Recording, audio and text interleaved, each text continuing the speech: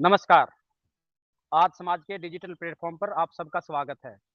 हम आपके लिए लेकर आए हैं आज दिन भर की मुख्य और महत्वपूर्ण खबरें, वो राजनीति से भी जुड़ी हुई है और प्रशासन से भी जुड़ी हुई हैं। इसके अलावा जो क्राइम से जुड़ी हुई कुछ खबरें हम आपको बताएँगे। लेकिन सबसे पहले जो हम शुरुआत करेंगे, वो हम करेंगे कि आज मुख्यमंत्री नायब सैनी जो है, एक के बाद एक मीटिंगें लेकर प्रदेश के विकास को लेकर या हम ये कहें कि जनहितैषी फैसलों को लेकर बड़े-बड़े फैसले आजकल ले रहे हैं।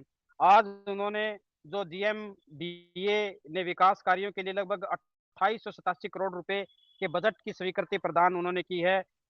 इसके अलावा जीएमडीए को हम आपको बताते हैं, वो गुरुग्राम से जुड़ी हुई डेवलपमेंट अथॉरिटी है, जहाँ से ही गुरुग्राम का पूरा विकास का खाका खींचा जाता है। उसको लेकर अब मुख्यमंत्री गंभीर हो गए और वो चाहते हैं कि जैसे आचार संहिता लगने से पहले जहाँ तक हो सके विकास के कार्यों को अमली-जामा पहनाया जाए। इसके अलावा शहर की निगरानी बढ़ाने के लिए गुरुग्राम में ही जो सीसीटीवी कैमरों की संख्या है वो 4,000 से बढ़ाकर अब लगभग 14,000 की जाएगी।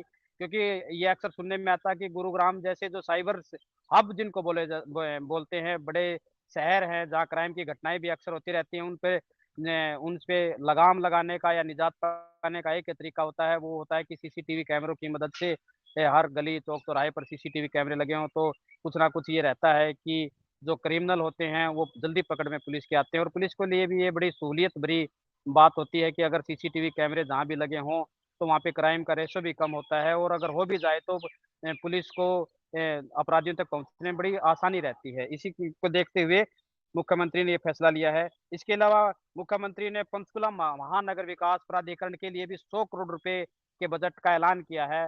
पंचकुला भी हरियाणा का एक बड़ा महत्वपूर्ण शहर है और सरकार चाहती है कि गुड़गाँव की तरफ से ही पंचकुला को विकसित किया जाए। हरियाणा की राजधानी के साथ लगा हुआ एक बड़ा शहर है और जो जितने भी पूर्व में मुख्यमंत्री रहे हैं, उनके भी ये प्रयास रहा है कि पंचकुला को किसी भी न दृष्टि से चंडीगढ़ से पीछे न रखा जाए।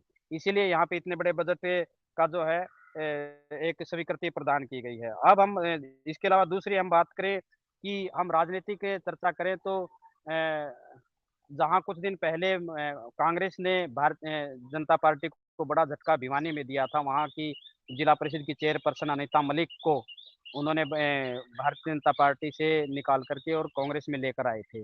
आज उसी का बदला लेते हुए भारतीय जनता पार्टी ने मोहनलाल बडोली जो 2 दिन पहले ही प्रदेश अध्यक्ष बने हैं, उनके शहर में कांग्रेस को झटका दिया है। कांग्रेस के निखिल मदान जो कि मेयर थे सोनीपत नगर निगम को, वो उन्होंने कांग्रेस छोड़ के और भारतीय जनता पार्टी ज्वाइन करने का फैसला किया गया है। ये बड़ा फैसला माना जा रहा है कि बड़ा झटका कांग्रेस को माना जा रहा है कि एक तो मुख्यमंत्री नायब सैनी के लिए ये एक बड़ी चुनौती थी कि वो भारतीय जनता पार्टी के लिए कांग्रेस के लोगों को तोड़-तोड़ करके लेके आएँ और ख़ास करके जब पूर्व मुख्यमंत्री भूपेंद्र सिंह हुड्डा के गढ़ में इस प्रकार के झटके दिए जाएँगे, तो निश्चित तौर से भारतीय जनता पार्टी के जो वर्कर हैं, उनका भी हौसला बुलंद होगा। इसके अलावा हम ये दूसरी जो बड़ी खबर है वो ये है कि मैं भारतीय जनता पार्टी के नवनियुक्त प्रदेश अध्यक्ष थे, उन्होंने राष्ट्रीय अध्यक्ष जेपी नड्डा जी से मुलाकात की है और जो जेपी नड्डा जी से आशीर्वाद लेकर और आगे की प्लानिंग उनको बताई है कि किस तरह से हम आगे की हरियाणा में भारतीय जनता पार्टी को आगे बढ़ाएँगे और जो प्लानिंग है में चुनाव को लेकर के उसका खाका हम किस प्रकार से खींचने जा रहे हैं, इस बात को लेकर चर्चा हुई। दूसरी बात ये भी माना जा रहा है कि बडोली को नड्डा साहब ने बड़े गुर दिए हैं क्योंकि बडोली जी ब्राह्मण चेहरा हैं और कहीं न कहीं रामविलास शर्मा जी भी इस पद के दावेदार थे। इसके लिए उन्होंने दिल्ली में 2-3 दिन डेरा भी लगा के रखा कि कहीं न कहीं उनको फिर से एक ताजपोशी ब्राह्मण अध्यक्ष भारतीय जनता पार्टी के अध्यक्ष के तौर पे हो जाए।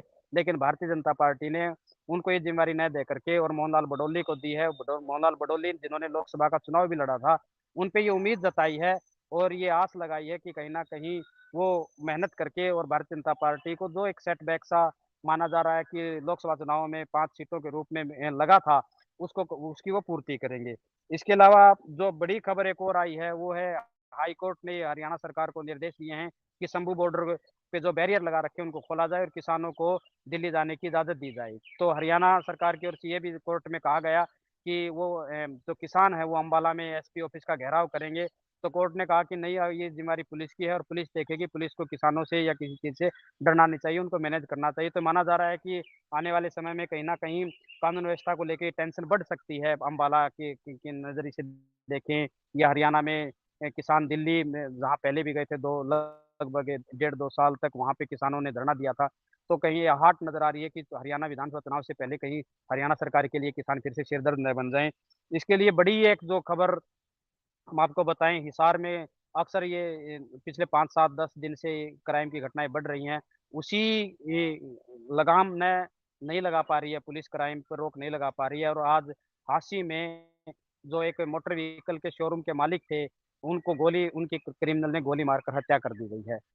तो व्यापार मंडल पहले से ही वहाँ पे कह रहा है कि कानून व्यवस्था चरमराई हुई है। इसके अलावा कांग्रेस भी समय-समय पर घेरती रहती है भारतीय जनता पार्टी को कि हर रोज़ प्रदेश में 2-3 मर्डर हो रहे हैं।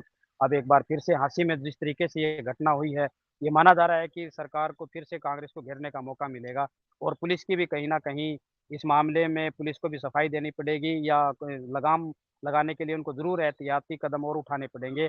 तो हम ये मान सकते हैं कि आने वाले समय में व्यापारी एक बार फिर से या तो सड़क पे उतर सकते हैं या पुलिस को संजीदगी दिखाते हुए क्रिमिनल तक जल्द पहुँचना पड़ेगा। तो ये थी आज तक की आज की बड़ी खबरें और हर रोज़ एक महत्वपूर्ण खबरों के देखने के लिए आप सब्सक्राइब कीजिए। आज समाज का डिजिटल फ़िल्म, आज समाज का जो ये यूट्यूब चैनल है इसको आप सब्सक्राइब कीजिए। इस पर आपको पूरे हरियाणा की दिन भर खबरें मिलती रहती हैं। दिन में हर ज़िले से खबरें आती हैं और शाम को भी हमारा प्रयास रहता है कि पूरे हरियाणा का एक खाका हम आपके सामने रखें, लगभग 5 से 7 खबरें जो भी बड़ी होती हैं हम आपको बताएँ। तो ये हमारी एक पहल है, इसको आप सपोर्ट कीजिए। हम आपको अखबार के माध्यम से भी और अब यूट्यूब के माध्यम से भी हम आपको खबरें से अवगत करवा रहे हैं। नमस्कार।